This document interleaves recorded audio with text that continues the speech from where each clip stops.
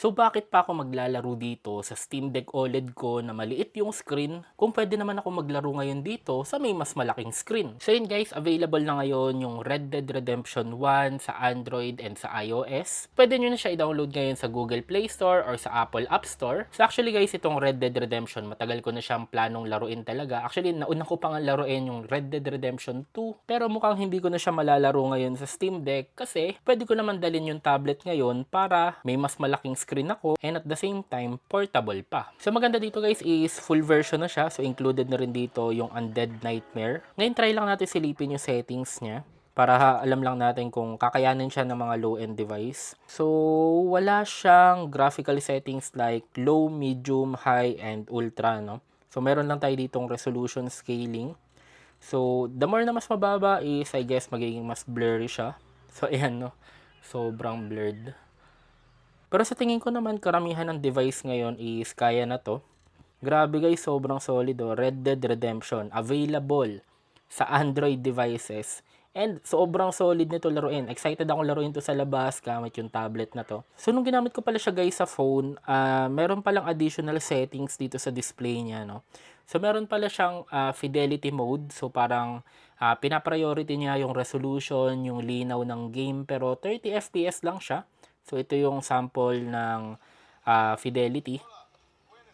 So, actually, okay pa rin naman siya.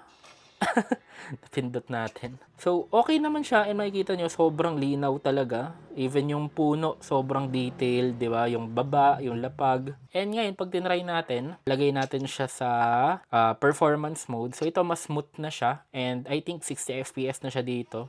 Ayan, ramdam naman agad. So, 60 FPS siya. And parang konti lang naman yung difference, no? Lalo na kung sa cellphone lang naman kayo maglalaro. Halos hindi nyo na mapapansin. Pero yun, no? Parang, eto lang.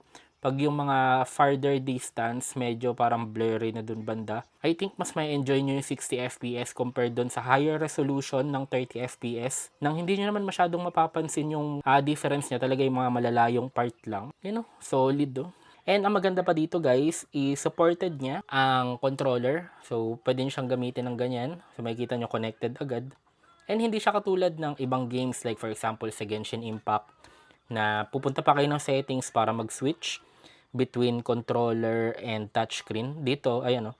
Nung hinawakan ko, na-detect na agad niya na touchscreen. Pero nung ginamit ko yung controller, na-detect na agad niya na controller. Siyempre, billion-dollar company yung Rockstar, pinag-uusapan natin dito. So, para ma-download siya guys, kailangan meron kayong Netflix subscription. So, pag meron kayo, nanonood naman kayo na Netflix, automatic libre na siya i-download. So, kasama na siya dun sa package ng Netflix. Pero kung sakaling wala, medyo magiging pricey siya, no? 2,279 para sa akin, sobrang mahal niyan. Lalo na PS3 game pa to. So, alam ko parang 2010 ata to, so 15 years ago. And yet, yung presyo niya, 2,279. Para sa akin, sobrang mahal. Mas worth it pa na mag-subscribe na lang kayo sa Netflix. Then, laruin nyo, tapusin nyo na, no? Hindi naman siya ganun kahaba compared dun sa Red Dead Redemption 2. Yun, grabe. Kaabot kayo dun mga 100 hours. Dito alam ko mga around 15-20 hours lang kung medyo tatagalan nyo palaruin. So actually guys, meron pa namang pangatlong paraan kung gusto nyo talagang laruin tong Red Dead Redemption. Pero hindi ko na pwedeng sabihin dito sa channel kung paano. Pero ang clue lang, kailangan nyo maging Jack Sparrow. So check lang pala natin guys yung size niya sa storage para alam nyo lang din pag dinownload nyo.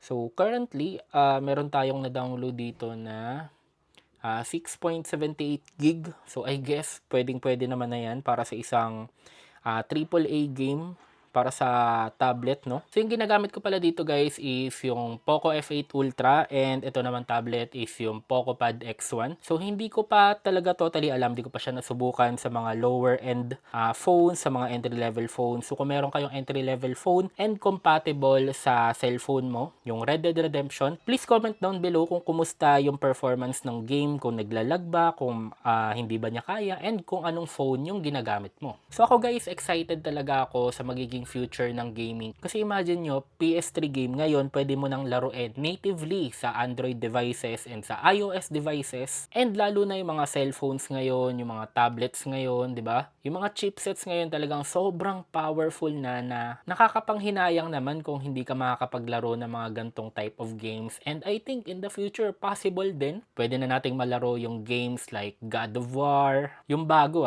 Uncharted, yung mga Halo games, Ghost of Tsushima. Malay nyo in the future din, di ba? Yung GTA 6 pwede na rin sa mga cellphone, di ba? Lalo na pag na-delay pa ulit yung GTA, baka sobrang powerful na ng mga cellphone pag lumabas yung game na yun.